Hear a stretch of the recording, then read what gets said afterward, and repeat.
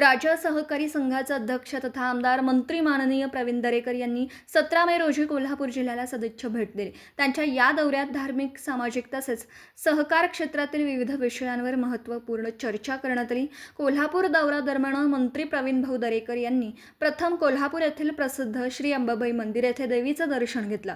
त्यानंतर त्यांनी ज्योतिबा मंदिर येथे जाऊन देवदर्शन घेतलं व राज्याच्या सुख समृद्धीसाठी प्रार्थना केली. यानंतर त्यांनी कोल्हापूर जिल्हा राज्य संघ कार्यालयास भेट देऊन विविध कामांची पाहणी केली.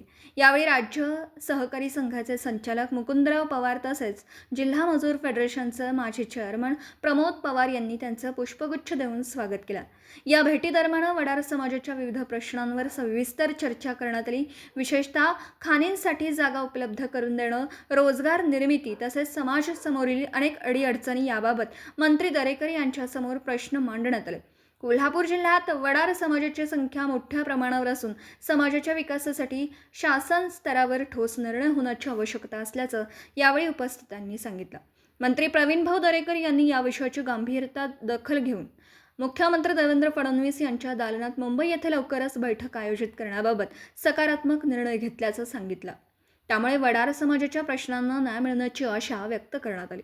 यावेळी कोल्हापूर जिल्हा मजूर फेडरेशनचे माजी चेअरमन प्रमोद पवार यांनी कोल्हापूर जिल्हा राज्य संघाच्या जागेची दुरुस्ती, देखभाल व इतर आवश्यक कामांची माहिती मंत्री महोदयांना दिली. संबंधित कामांसाठी शासन स्तरावर सहकार्य मिळावं अशी मागणीही करण्यात आली. याप्रसंगी राज्य संघाच्या संचालिका दीपाली नलवडे, धनंजय शेंडगे, शरद करंबे, सदा सांगावकर, नागेश वडर, आनंद पवार, रघु पवार, संजय माने, बाजीराव गोधडे यांच्यासह अनेक मान्यवर उपस्थित होते.